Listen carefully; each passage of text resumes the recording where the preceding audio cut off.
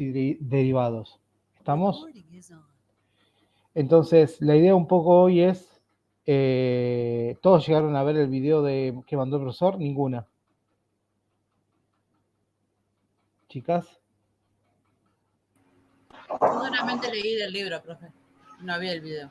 Perfecto, no hay problema. Bueno, pero lo tienen revisado. El resto de las chicas, Alejandra, Ver algo Alex. del video, pero la primera parte solamente, así que no, justo recién estaba viendo, así que no pude adelantar mucho igual, porque de la noche que lo mandó no. Está bien, sí, los mandó a último momento, imposible que puedan adelantar. Bueno, vamos a intentar ver ahora entonces un repaso. Tuvo que viajar y no pudo mandarlo antes, por eso pidió disculpa al profe. Sí, no, está bien, no hay problema, no hay problema. Bueno. Daba la teoría vos, Lucas. No, es que, bueno, sí, es un tema. Que me paguen a mí como docente teórico. Bueno, a ver, chicos, importante.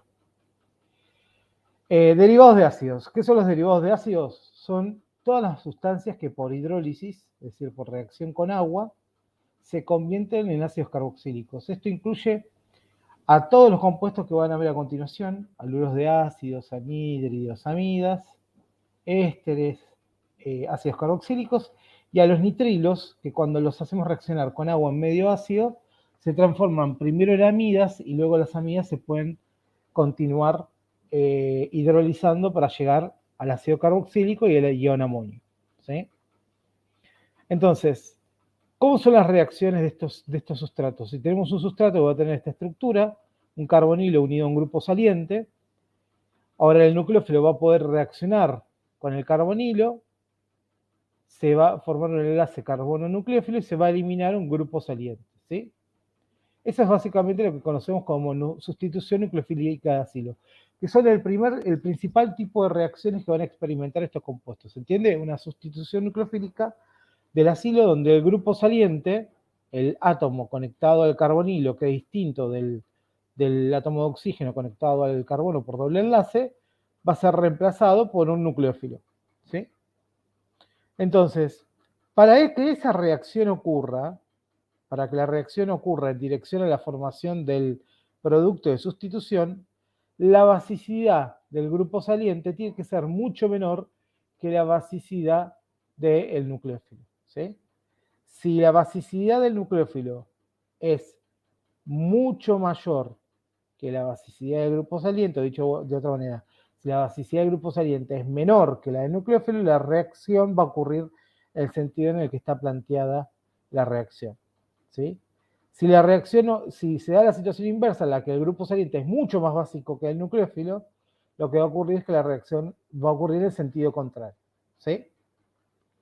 Entonces, si nosotros ponemos, ¿cómo analizamos la reactividad relativa de los distintos derivados de ácido? Bueno, lo que tenemos que ver qué pasa con el carbono electrofílico. Para que la reacción ocurra, lo primero que tiene que pasar que es el ataque del nucleófilo al carbono carbonílico, que tiene una densidad de carga positiva por estar unido a un oxígeno y a otro heteroátomo que atrae electrones por efecto inductivo.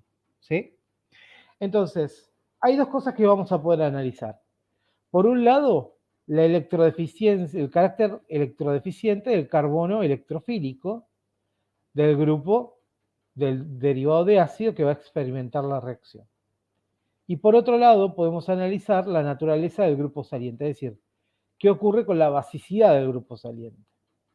Entonces, fíjense que acá ya están ordenados en un orden particular, donde tenemos más arriba los halogénuros de acilo, luego tenemos a los anhídridos, luego a los ésteres, luego las amidas y finalmente el anión carboxilato. ¿Sí?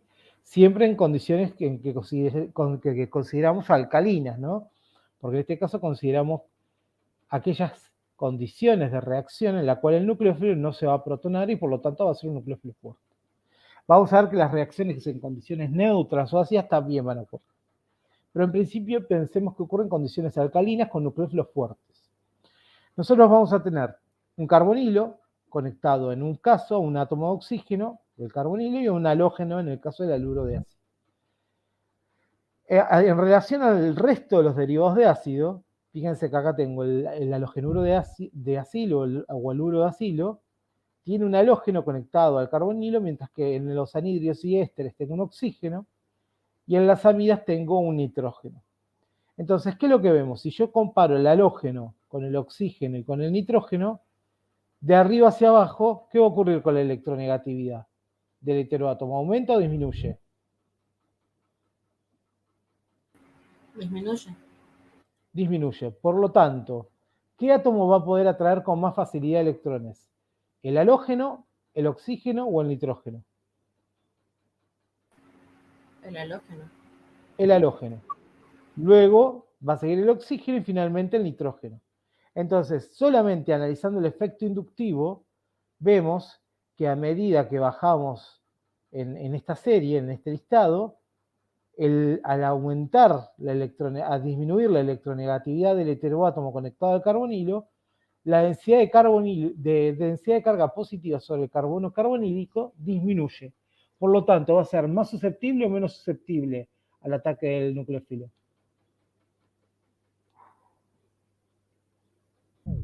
¿Se acuerda que vimos con aldehídos y cetonas? Pasaba lo mismo. ¿Qué pasa si la densidad de carga positiva es más grande? ¿Va a ser más fácil o más difícil que ataque el nucleófilo? Más fácil. Más fácil, porque el nucleófilo tiene carga negativa o densidad de carga negativa, es rico en electrones. Por lo tanto, cuanto más grande sea el carácter electrofílico, mayor va a ser la reactividad. Es decir, que la reactividad va a aumentar de abajo hacia arriba. Fíjense que el anión carboxilato va a ser el menos reactivo de todos. ¿Por qué? Porque tiene la carga negativa que se localiza por resonancia y eso hace que la carga positiva sobre el carbono, la densidad de carga, la carga parcial positiva, sea muy pequeña.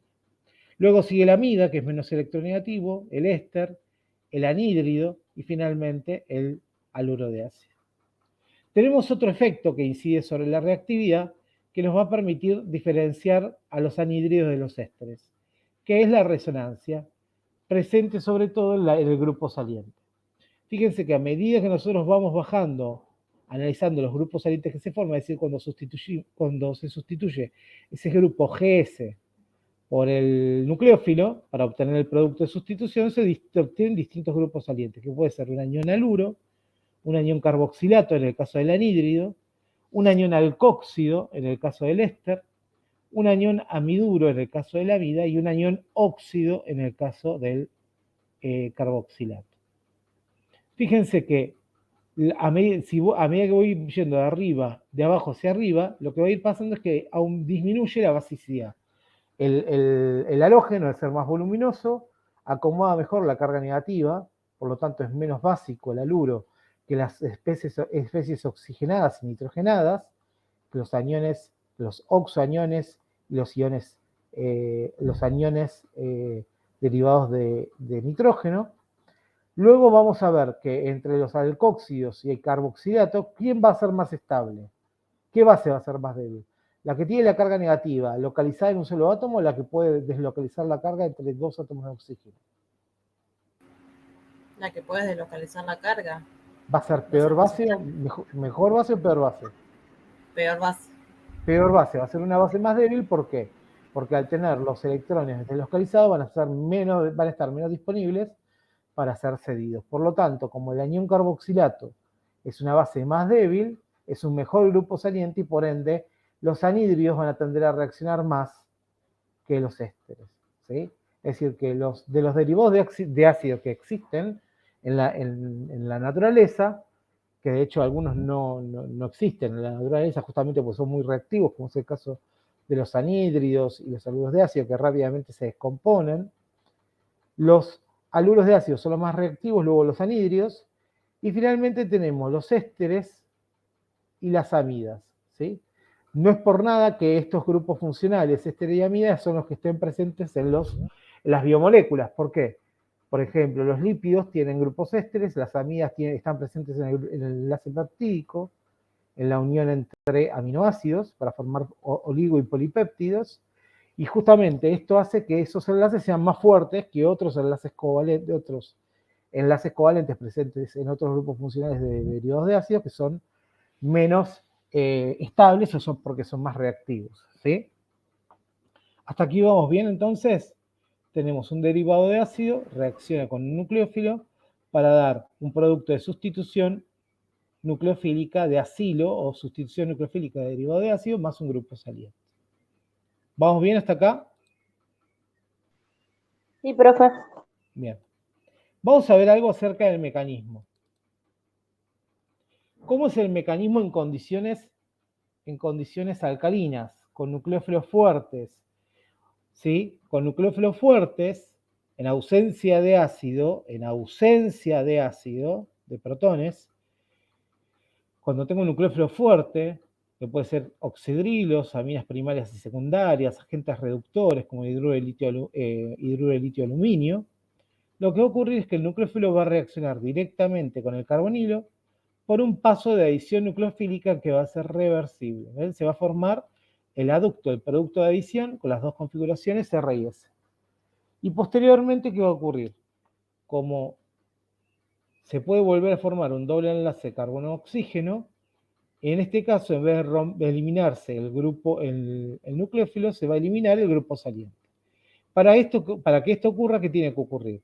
Que el primer paso de reacción esté favorecido hacia la derecha. Digamos, para que ocurra esto, el grupo saliente tiene que ser más estable que el nucleófilo. O dicho de otra manera, el grupo saliente tiene que ser una base mucho más débil que el nucleófilo, ¿sí? Si no, la reacción no va a ocurrir. O tiene que tener una basicidad que sea relativamente similar, ¿sí? ¿Esto en qué reacciones ocurre? Vamos a ver algunos ejemplos. Va a ocurrir en las reacciones de saponificación, cuando tenemos las reacciones de ésteres con oxidrilos, en todas las reacciones de cloruros de ácidos, anhídridos, amidas, en condiciones,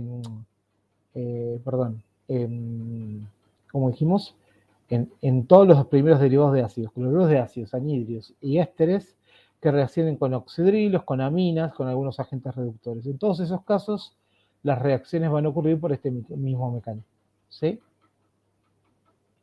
¿Y qué ocurre cuando tengo nucleófilos débiles? Bueno, vamos a tener que requerir un medio ácido, una catálisis ácida, como ocurría con las cetonas. En este caso, el carbonilo del derivado de ácido, que puede ser un éster, una amida, lo que fuera, se va a protonar, y cuando se protone, se va a formar un carbono con mayor carácter electrofílico que va a ser susceptible al ataque de un nucleófilo, ¿sí?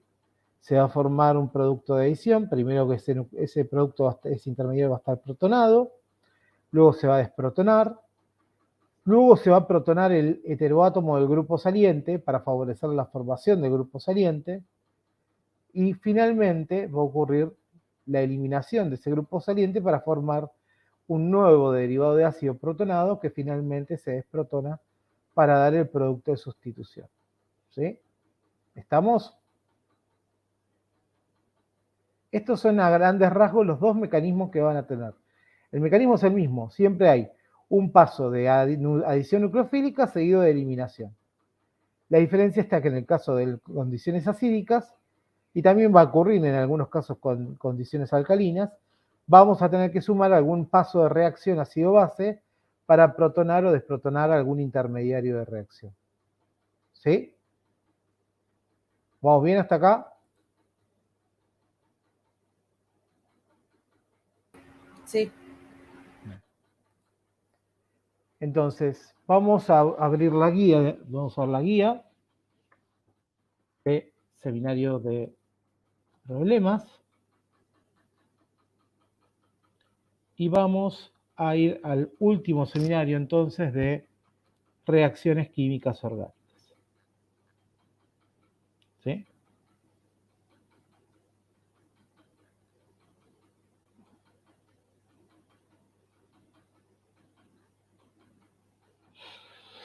Bueno, a ver, la primera parte de la guía lo que se analiza es la acidez y basicidad de distintos ácidos. En ese caso van a tener que analizar qué es lo que ocurre en cada uno de esos compuestos. ¿Se acuerdan que un poco de acidez y basicidad hablamos en una de estas clases, no? ¿Hablamos de acidez con ustedes?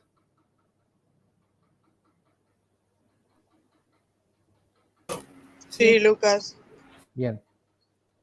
Entonces, Lo que tenemos que analizar es en cada caso el efecto de la estabilidad de la base conjugada, ¿sí? Cómo se estabiliza la fase conjugada de cada una de estas especies. Estamos para poder entender cuál es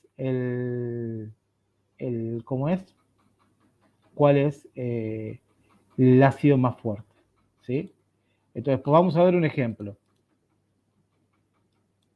En el primer problema dice, defina un ácido según la teoría de Bronsted y Lorry. ¿Qué es un ácido según la teoría de Bronsted y Lorry? Que era cualquier especie, la voy a escribir de la forma AH, que al reaccionar con una base, hace ¿qué?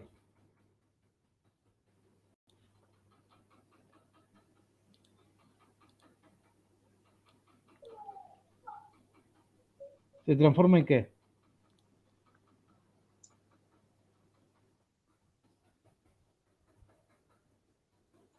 La base más el ácido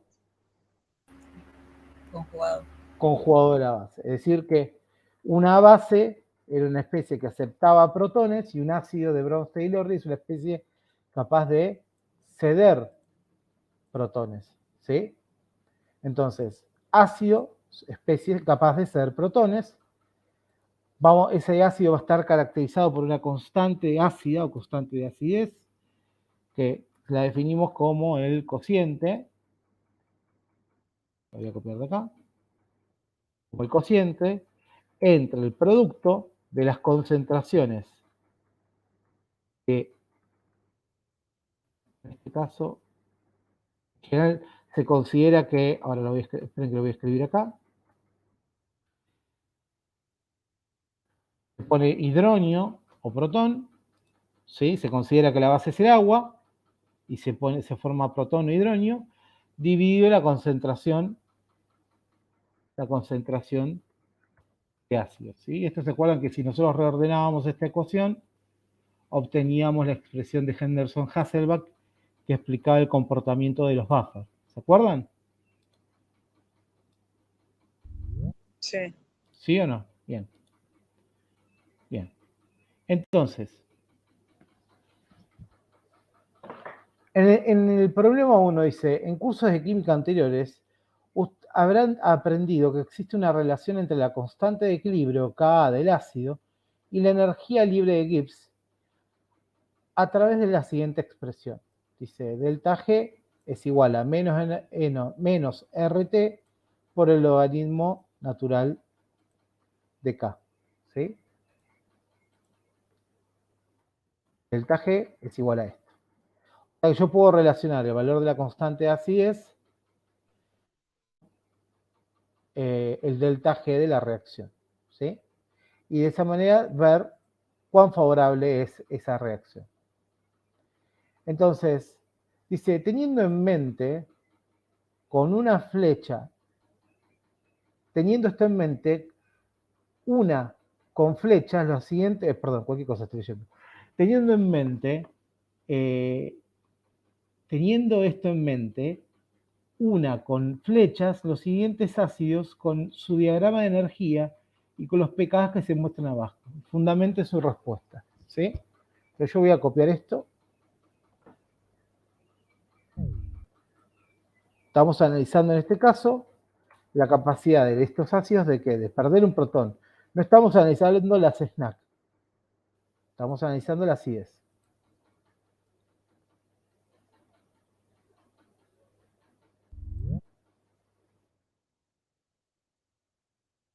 Tenemos que hacer esto, analizar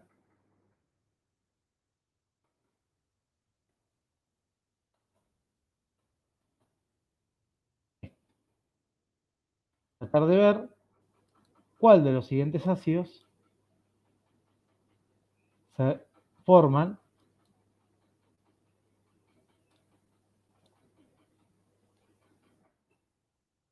¿sí? ¿Cuál de los siguientes ácidos tienen los siguientes gráficos de energía libre versus coordenada de reacción y se corresponden con los siguientes valores de pK? Entonces tenemos el ácido fórmico, el ácido fluoracético y el ácido acético. ácido trifluoracético, ácido etanoico y ácido fórmico. ¿Qué es lo que tenemos que analizar en todos los casos? Lo que tenemos que analizar es qué ocurre con las bases conjugadas, ¿sí?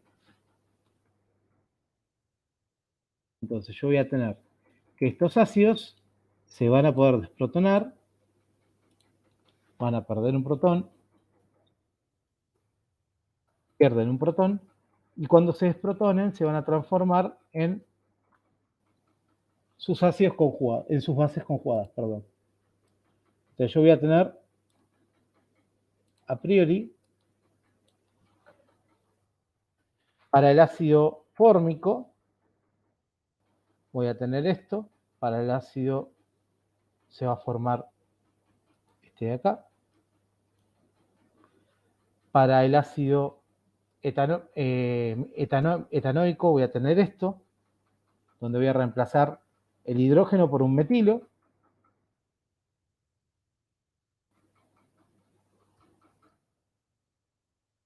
Y en el trifluoretanoico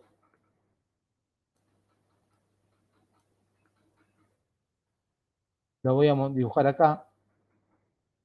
Yo voy a tener acá flúor 3, y acá voy a tener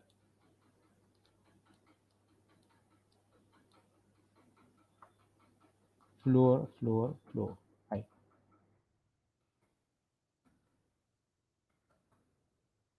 Ahí va. Entonces, vamos a tratar de analizar qué base conjugada es más estable. Si el anión formiato o metanoato, el anión etanoato o el anión trifluoretanoato. ¿Qué efectos podemos tener sobre el carbono carbonílico? Tenemos que analizar qué ocurre, con el carbono del grupo carboxilato. Acá cuando tengo hidrógeno puedo decir que no hay nada, solamente tengo la carga negativa que se localiza por resonancia. Los tres aniones se estabilizan por efecto mesomérico, ¿no? Del grupo carboxilo. ¿Qué ocurre acá? ¿Qué tengo acá? Un metilo conectado al carbono que tiene densidad de carga positiva. Ese carbono tiene una densidad de carga positiva.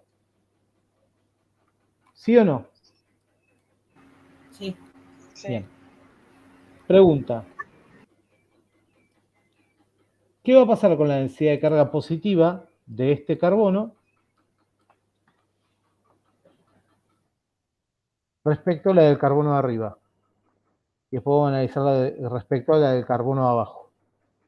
Acá, ¿qué hace el metilo sobre un carbono? Le cede densidad electrónica. Cede electrones, ¿por qué efecto? inductivo. Por efecto inductivo. Cede electrones.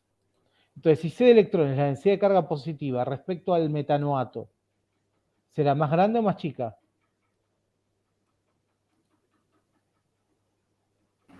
La densidad positiva Sí. va a ser más chica.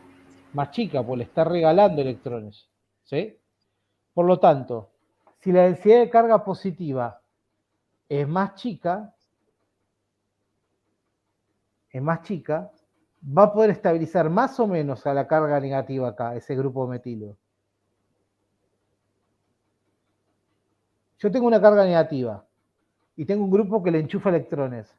¿Lo estabilizará o desestabilizará respecto al anión formiato? Lo desestabiliza. Por lo tanto, el anión formiato, en principio, va a ser más estable que el anión metanoato por el efecto inductivo dador del grupo metilo. ¿Están de acuerdo? Sí. ¿Entiende esto? Que el grupo formiato, si yo analizo la estabilidad de los aniones, tengo que analizar estabilidad de bases conjugadas. Volvemos a esto, ¿no? Para poder hablar de la acidez, tengo que analizar las bases conjugadas. ¿Por qué? Porque, como sabemos por definición, un ácido de Brown-Taylor es cualquier especie que cede protones al medio y por lo tanto se transforma en su base conjugada. Si reaccionan, si cualquier ácido, si yo analizo la acidez en agua, la base siempre es la misma, es el agua. Entonces, ¿de qué va a depender de que el equilibrio químico esté más desplazado hacia la formación de la base conjugada? De la estabilidad de la base. Cuando el anión que se forma es más estable, más disociado va a estar, más grande va a ser la constante de equilibrio, y por lo tanto, después vamos a ver el delta G cómo va a ser, más grande o más chico. Más chico. Más chico. ¿Se ve? ¿Se entendió eso? Entonces, nosotros volvamos acá. Hasta ahora sabemos que la estabilidad de la base conjugada, ¿cómo es? Es así. El anión carboxilato, el ácido metanoico es más estable que el ácido etanoico. Y pregunta, ¿qué pasa cuando tengo flúor? ¿El flúor chupa o cede electrones? ¿Atrae o cede electrones? Atrae. Atrae, y no solo atrae, tengo 3 electrones. O sea que voy a tener 3 grupos atractores de electrones por efecto inductivo. Ese carbono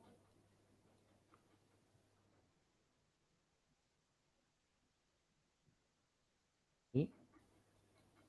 Yo voy a tener aquí 3 grupos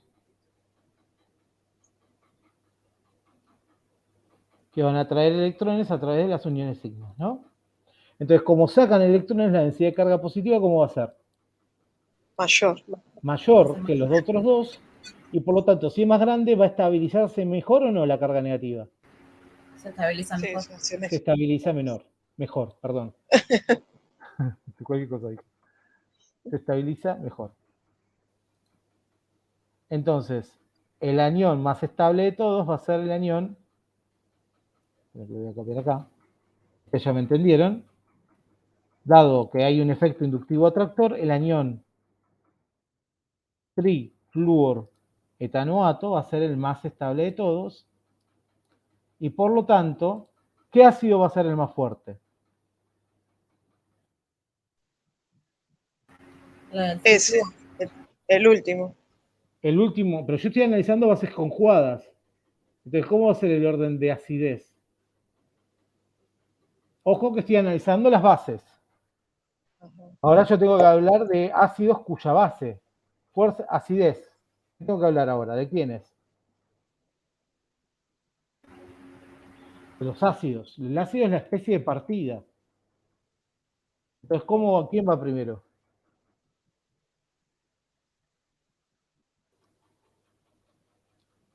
Primero va a ir el ácido trifluoracético, ¿sí o no? Luego el Sí. ácido etanoico va a ser último. Finalmente el ácido fórmico va a estar en el medio. Pregunta, ¿cuáles van a ser los valores de pKa? El pKa, ¿qué era? Es el pKa es igual al menos logaritmo decimal de la constante ácida. La constante acidez. Por lo tanto, cuanto más grande, El pKa es más bajo el Ka. cuando más grande el Ka, la Ka, a ver, Más de bajo vuelta, el pKa. Claro, es la inversa. al revés, exactamente. Cuanto más grande sea el valor de la constante, es decir, más disociado esté el ácido, más chico es el valor de pK. ¿Se entiende? ¿Sí? Entonces, a mayor acidez, mayor grado de disociación, mayor Ka, por lo tanto, menor pK. ¿Entendió eso? Esto es fundamental que lo tengan en cuenta, chicos. Esto es química 2, ¿eh? La cual la diferencia que en química 2 no les enseñaban a entender la diferencia de acidez. Ahora ustedes tienen herramientas conceptuales para poder explicarlo. ¿Lo ven? Entonces, pregunta. ¿Qué ácido corresponde con qué pK? El ácido trifluoracético, ¿qué pK le corresponde? 0,23. 0,23. 0,23 va a ser el más ácido de todos. Tiene la acidez de un ácido mineral. Los ácidos inorgánicos tienen pKa menores a 0 o cercano a 0, ¿sí? Después, el de mayor pK, ¿cuál va a ser? el ácido En el etanoico. ¿Se medio. acuerdan, chicos, cuando estudiaban buffer? Estudiaban buffer para el buffer acetato, el pK, ¿cuánto era? 4,75, ¿se acuerdan? Lo veían en química 2 eso. Sí. Y el ácido fórmico va a tener pK 3,8. ¿Sí? Va a ser un poquito menos ácido, o un poquito bastante menos ácido que el ácido etanoico. ¿Sí? Fíjense que la presencia de los 3 átomos de flúor, miren cómo baja la acidez. Esto es casi 10 a la 4 veces menos, perdón, 10 elevado a 3 a la 5, 3,5, porque la diferencia de pKa, esto ponga que sea más o menos 2, 0,2.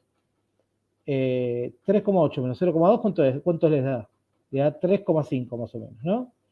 O sea que la diferencia de acidez es de 10 elevado a la 3,5. ¿Se entiende? Si yo quiero saber cuánto más ácido es este ácido que este, tengo que hacer restar los pKa y ese número ponerlo como exponente a una potencia de base 10. ¿Sí? ¿Se acuerdan esto cuando analizaban el carácter relativo de ácidos y bases en química 2? Sí. Bien. Bien, pregunta. ¿Qué gráfico le corresponde a cada uno? ¿Cuál de todas las bases era la más estable, la base conjugada? Todos los ácidos de partida tienen más o menos la misma estabilidad. El ¿Qué es lo que Trifluoro. cambia? trifluoro de ácido. O sea que, ¿dónde va a ir? ¿Qué gráfico es? El tercero.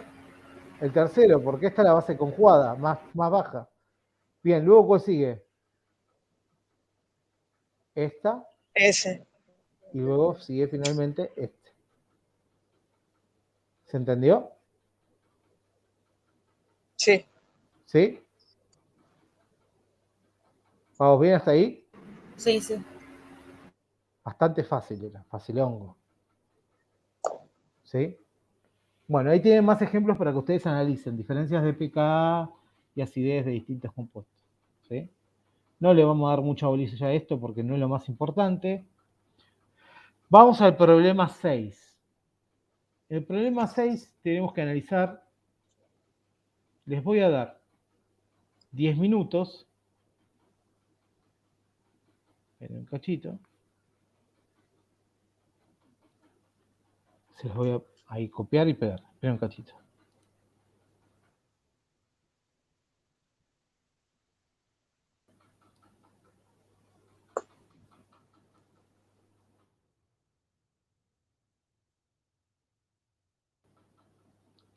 Y después ya nos vamos a ir a hacer las reacciones.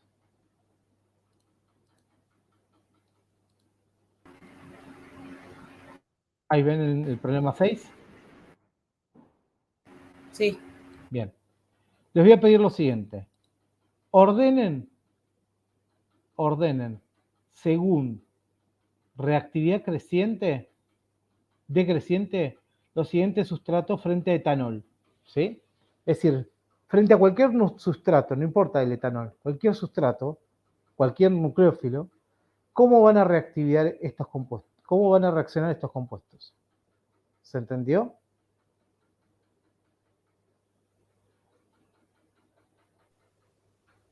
¿Cómo, Lucas? Perdón. Ahí dice, fíjense el enunciado, ¿qué dice? Ordenar los siguientes compuestos por orden decreciente de reactividad frente al etanol. Orden decreciente, de mayor a menor. ¿Cuál Ok. reacciona más rápido? ¿Cuáles son los que siguen? Les doy 15 minutos para que lo piensen. ¿Sí? ¿Estamos? Bueno. Sí. Perfecto. Vayan pensándolo.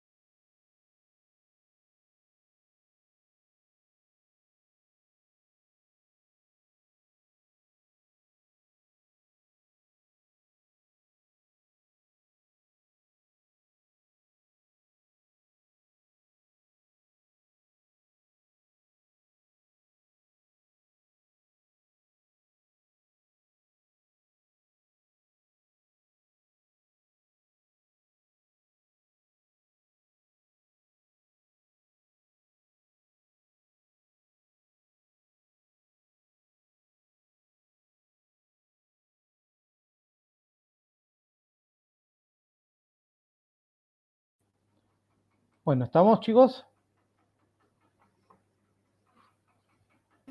Sí, profe. Bien. ¿Pudieron resolverlo?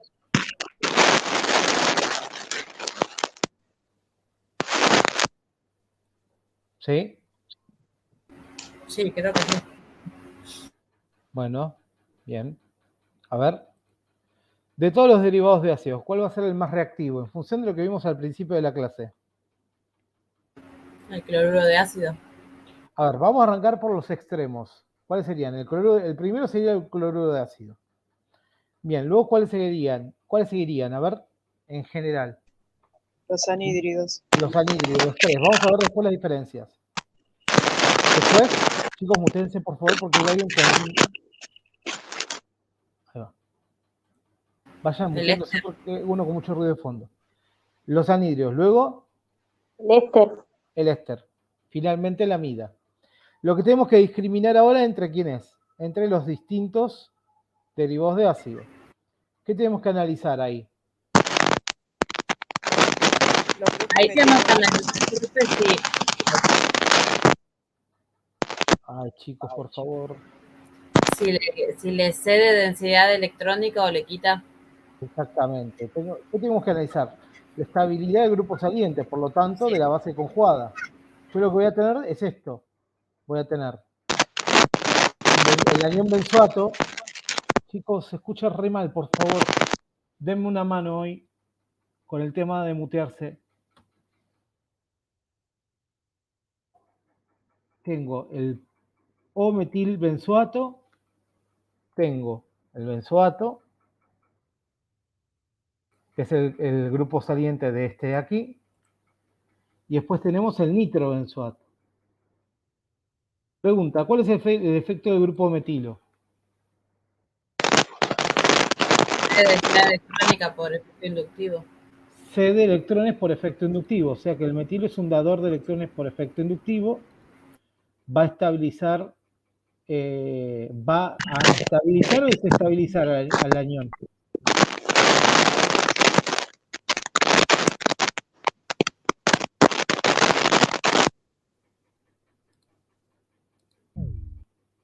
Chicos,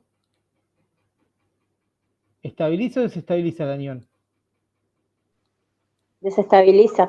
Desestabiliza. Por lo tanto, este va a ser el peor grupo saliente. Y en el caso del, si tuviéramos el nitro, ¿qué va a pasar? El grupo nitro le quitaría densidad electrónica. Haría la densidad positiva del carbonilo más grande. Saca electrones, por lo tanto, aumenta la densidad de carga positiva sobre el carbono, por lo tanto, estabiliza el anión. Por lo tanto, de todos estos, ¿quién va a ser el más reactivo? El que tiene el grupo nitro. Entonces, de vuelta, si tengo que analizar estabilidad de la base del grupo saliente, este grupo saliente es más estable y el que tiene el metilo va a ser el menos estable de todos. ¿Están de acuerdo? Sí. Sí. Sería el orden de estabilidad relativa de los distintos grupos salientes. Ahí. Ahí. ¿Sí o no? Sí. Bien. Entonces, ¿qué sustrato va a ser el más reactivo?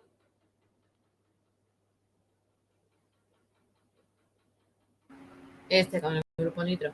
El que tenga el grupo nitro, y luego sigue el que no tiene ningún grupo, y finalmente el que tiene el grupo metilo. ¿Estamos de acuerdo? Sí. ¿Sí? O sea que lo que vamos a ver es esto. Vamos a ver, esperen un cachito. Ese va a ser el orden de reactividad.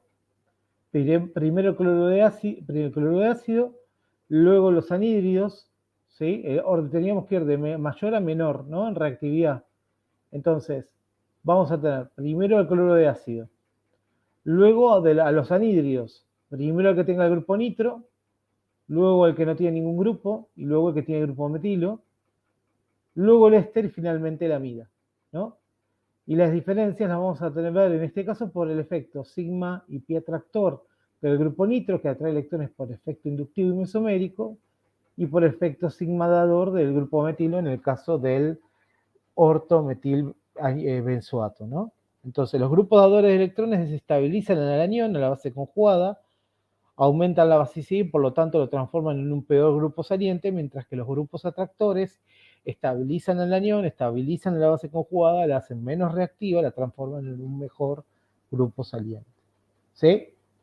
¿Se entendió eso?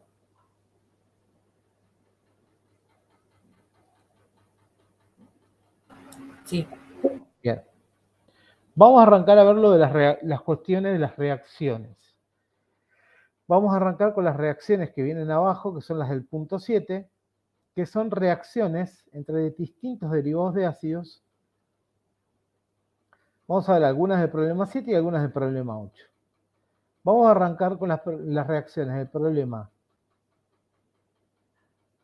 7b, 7c, esperen un cachito. Vamos a arrancar con la primera, que es la del problema 7b.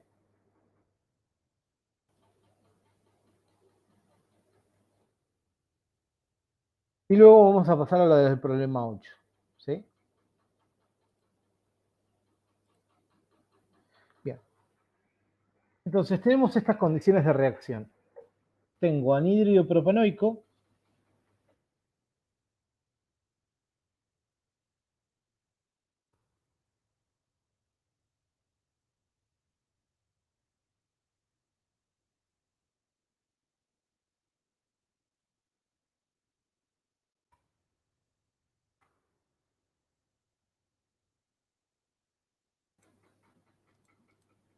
En un cachito.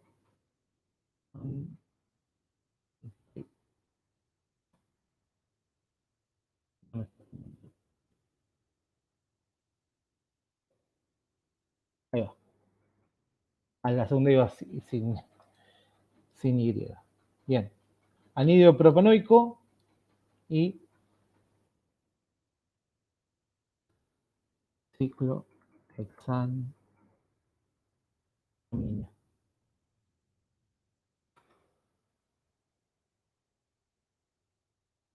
¿Sí? Tengo esos dos compuestos. Los vamos a hacer reaccionar. Y van a reaccionar en presencia de pirina. ¿Se acuerdan que era la pirina, no? ¿Todos? Sí, ¿Qué era? una base. Base no nucleofílica. Sí. Entonces, ¿cómo va a arrancar la reacción? Tengo el derivado de ácido. ¿Quién es el derivado de ácido acá? ¿La amina o el anhídrido? El anhídrido. El anhídrido. ¿Quién va a reaccionar con mononucleófilo?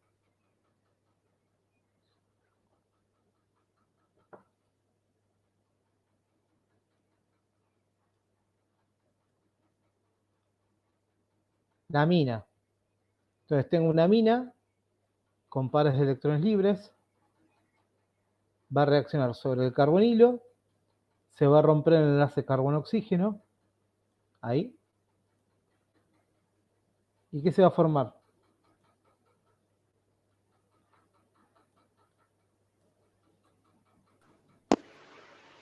El guión. Se va a formar el intermediario del paso de la adición nucleofílica. Lo que va a ocurrir acá es una adición nucleofílica. ¿Sí? Se va a formar el aducto.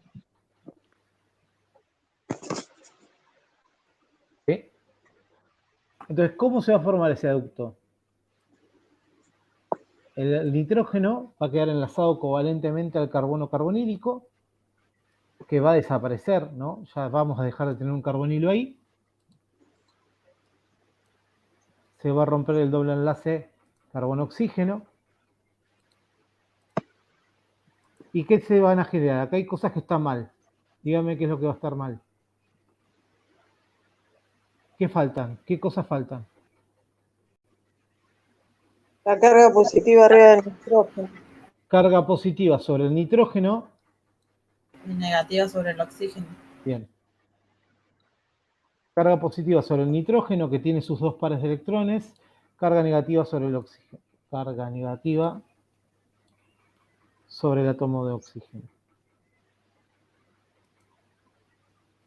¿Sí? Bien. ¿Qué más falta acá?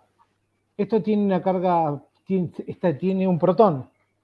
Por lo tanto, ¿qué puede pasar acá? Lo voy a dibujar ahí. ¿Quién puede venir a llevarse ese protón? La piridina. La piridina que agregamos en el medio de reacción. Como agregamos piridina, la piridina es una base, puedo poner a hacer pi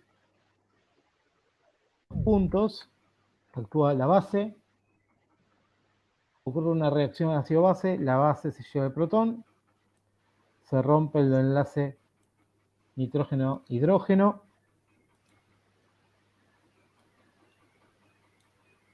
y se forma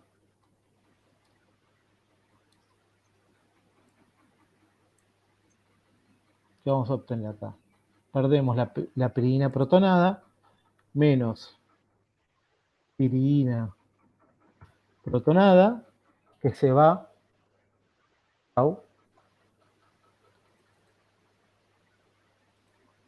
¿y qué se forma? Un intermediario con qué carga neta.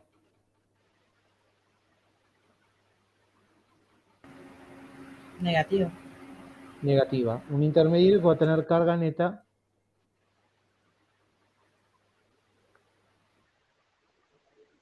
negativa. Forma esto. Fíjense, forma un paso. Vamos a tener el paso de adición en la primera etapa. Y luego vamos a tener reacciones ácido-base cuando tengamos que protonar o desprotonar intermediarios. Listo. ¿Cómo termina la reacción? Falta un único paso. ¿Cuál es el último paso? Va a bajar la carga del oxígeno para... Se va a formar ahí el carbonilo. Y luego se forma el carbonilo acá. Se rompe la unión doble y la unión simple carbono-oxígeno, y el oxígeno se queda con un par de electrones de la unión. ¿Están de acuerdo o no? ¿Sí? ¿Y qué se forma?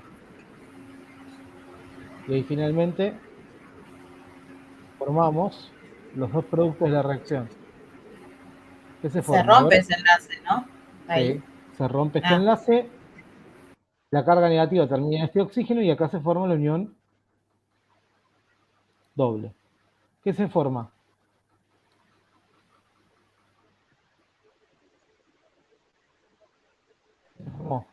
¿La amida? Mina amida. Y un anión carboxilato. ¿Cuál es el producto que me importa acá? La amina.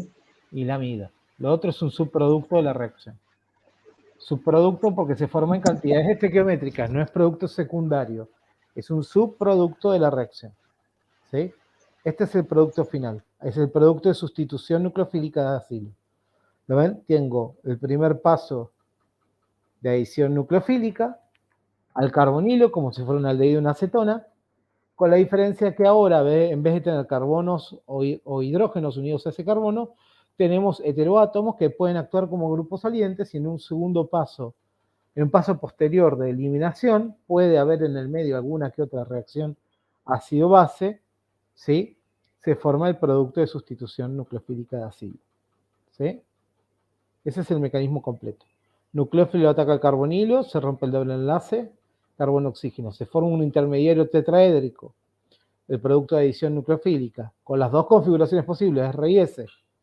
No importa eso, porque después de desprotonarse y luego de la eliminación, ese carbono se rehibrida nuevamente a sp2. ¿Sí? ¿Estamos de acuerdo?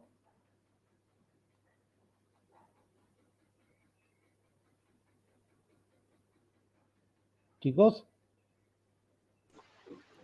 Sí, Lucas, yo te escucho re bajo, pero sí. ¿me escuchan bajo? No, debe ser un problema mío porque... Yo lo escucho bien, pero... Ok, el resto. Ok. Fíjate, Judith, si no es un problema. A ver, voy a aumentar mi volumen. ¿Ahí me escuchan mejor? No te hagas problema, Lu, porque debe ser un problema mío, así que, pero bueno, no, casi no te escucho, pero bueno, sigo. Paremos un cachito, a ver. Estoy con el micrófono al mango. Sí. Sí, No fíjate, te hagas debe ser algún problema de tu conexión, Judith. ¿Sí? Bueno, a ver, veamos este caso. Tenemos este compuesto. Glicerol.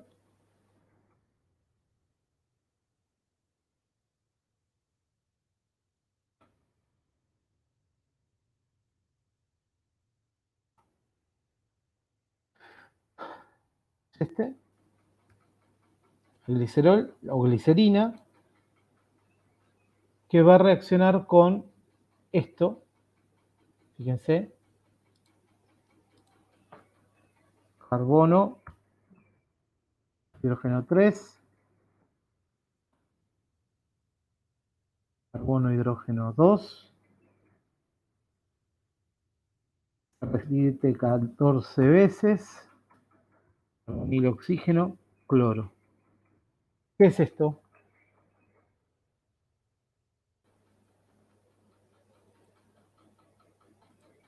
Chicos, Cloruro de ácido.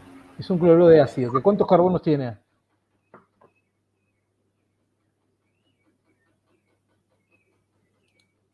¿16? 16 átomos, mira, 16 átomos de carbono. Se llama cloruro de palmitoilo. Tengo 16 átomos de carbono. Esto, 16.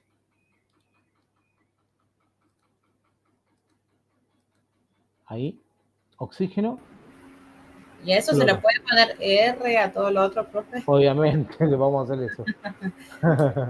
A lo que vamos a hacer es, miren, para mostrar la reacción es 3 moles de esto reacciona con glicerol. Entonces, ¿qué tengo? 3 oxidrilos. Van a reaccionar el anhídrido con los 3 oxidrilos. ¿Qué grupo funcional? Se forma si reacciona un anhídrido de ácido con un alcohol. ¿Qué se obtendrá? Si con la amina se formaba la amida, con el alcohol, ¿qué se obtiene?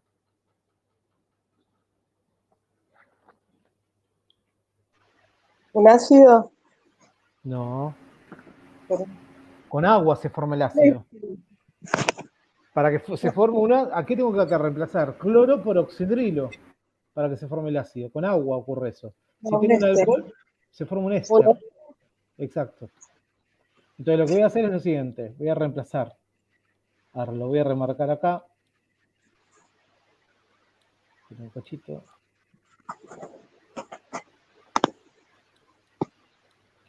Que no encuentro lo de las formas. Acá, perdón. Todo esto que está acá, le voy a llamar R. R. ¿Sí? Que en realidad, ¿qué es? Es básicamente esto. Es esta unidad de 14 carbonos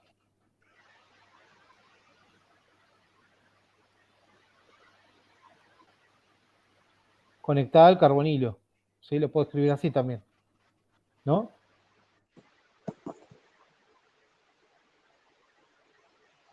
Ahí.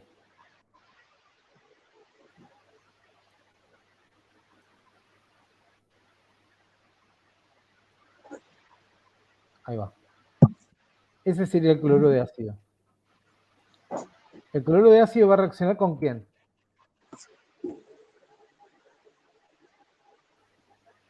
Con el nucleófilo. ¿Que quién es el nucleófilo? El alcohol. Perdele.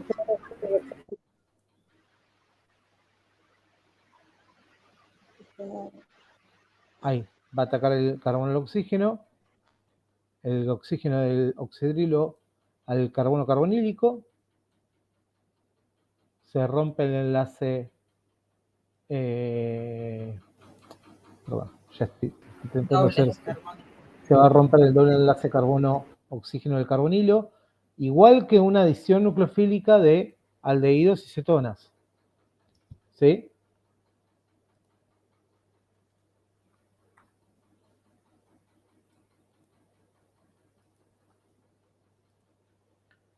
Ahí va. ¿Y qué se forma?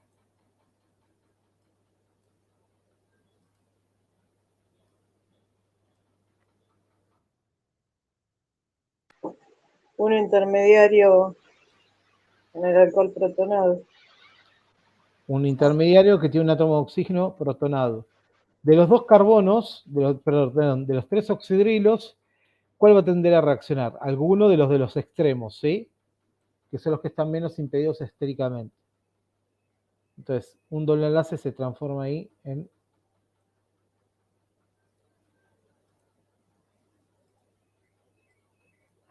un enlace carbono-oxígeno, se rompe el enlace simple, este se transforma en simple, y acá me va a quedar carga positiva sobre el oxígeno que queda protonado, y acá me queda una carga negativa sobre el oxígeno. ¿Qué va a pasar luego de esto? La piridina va a sustraer el protón. Acá tengo un protón, Sí. ahí tengo un protón, o sea que va a venir la piridina,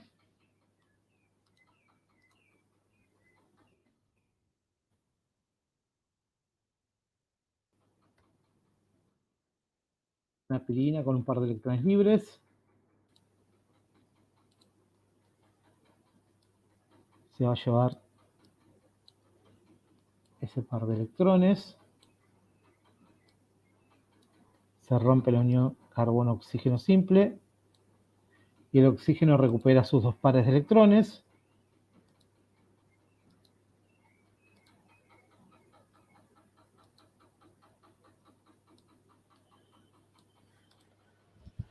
¿Y qué se forma finalmente? Se va a formar nuevamente piridonio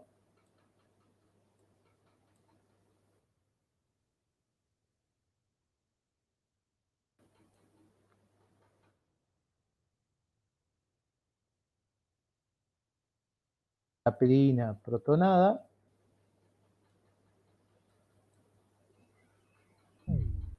ahí, más que más.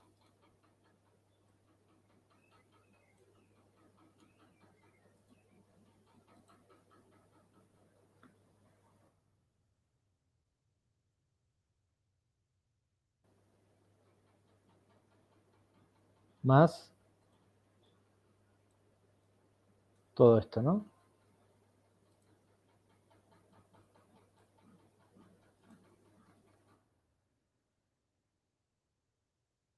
Ahí va. ¿Y acá qué va a faltar? Me falta, pierde el protón, pierde la carga positiva, y lo último que va a ocurrir, ¿qué es?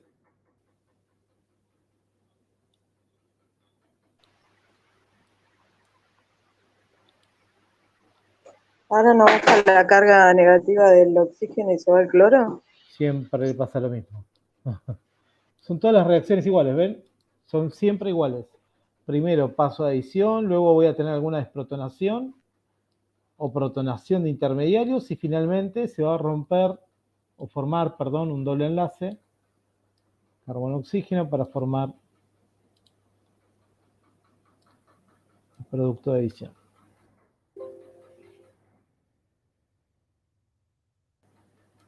Ahí. ¿Y qué se va a formar? Se va a ir, esto se va. Chau, chau, chau. Se forma, la carga negativa se la lleva el cloro y acá se forma un doble enlace carbono-oxígeno. De manera que tal que acá formamos un éster. ¿Lo ven? Se forma un monoacilglicérido. Esto se llama, no sé, mira el nombre de IUPAC, palmitato de glicerilo. A ver si me da el nombre. Palmitato de 2,3 dihidroxipropilo. ¿Sí? Es un monoacilglicérido y un monoglicérido. ¿Cómo terminará la cosa luego de varios pasos de reacción? No voy a dibujar todas las etapas. Fíjense que decía que reaccionaban 3 moles de anhidrio por cada mol de glicerina que tiene 3 grupos oxidrilo. ¿Qué es lo que va a terminar pasando? Donde está cada oxidrilo se va a adicionar toda la cadena larga esa. Ese grupo se llama palmitoilo, exactamente. Se va a unir. Se van a transformar un monodiotriéster. ¿Cómo se llamaban los triésteres de glicerina? Triglicéridos. Triglicéridos. Estos son los famosos triglicéridos. Ay, qué horrible me quedó. Ay, qué horrible me quedó. Volvemos atrás. Me había quedado mejor como lo digo yo. Se forman los famosos triglicéridos. ¿Sí? Claramente los seres vivos lo hacen mucho más fácil mediante reacciones biológicas. ¿Sí?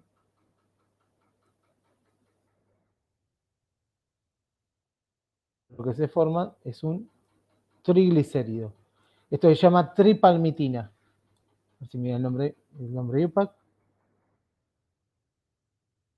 Bueno, me da tripalmitato de 1,2,3 propanotrilo, que es el nombre IUPAC correcto. Si no se llama palmitina o tripalmitina. Sí, esto es una grasa. El ácido palmítico está presente en animales, pero principalmente en grasas, en algunos aceites vegetales, como el aceite de dendé, el aceite de palma, que se usa para cocinar, ahí está esta sustancia. ¿Sí? Y esta es una manera de sintetizar químicamente una grasa a partir del cloruro de ácido de un ácido graso. ¿Sí? ¿Se entendió hasta acá? Sí. Profe, ¿podría achicar un poquito la imagen para sacar una captura?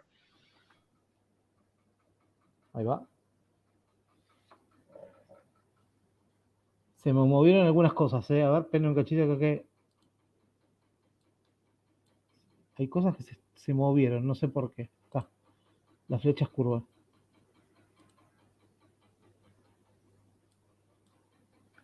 Tengan cuidado con eso, que a veces se mueven las cosas en el software. Ahí. Y ahí. Ahora sí. ¿Estás vos? Listo, gracias. De nada. Bien. Vamos ahora al problema. Vamos a ver. Problema 8.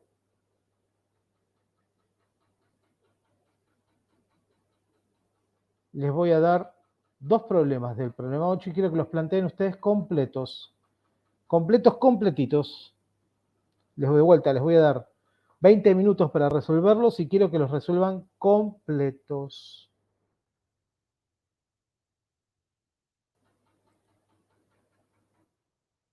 Son... Esperen acá, estoy pegando en otro lugar. Mecanismo completo de reacción, para las dos reacciones que voy a mostrar a continuación. Problema 8. Completar las siguientes reacciones y representa el mecanismo de reacción.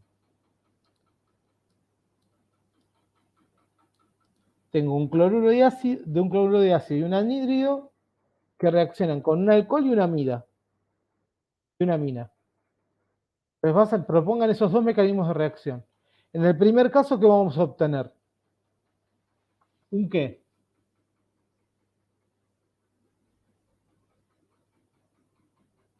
Chicos, Un éster.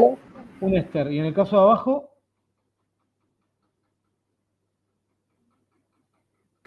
Una amida. una amida. Bueno, de vuelta.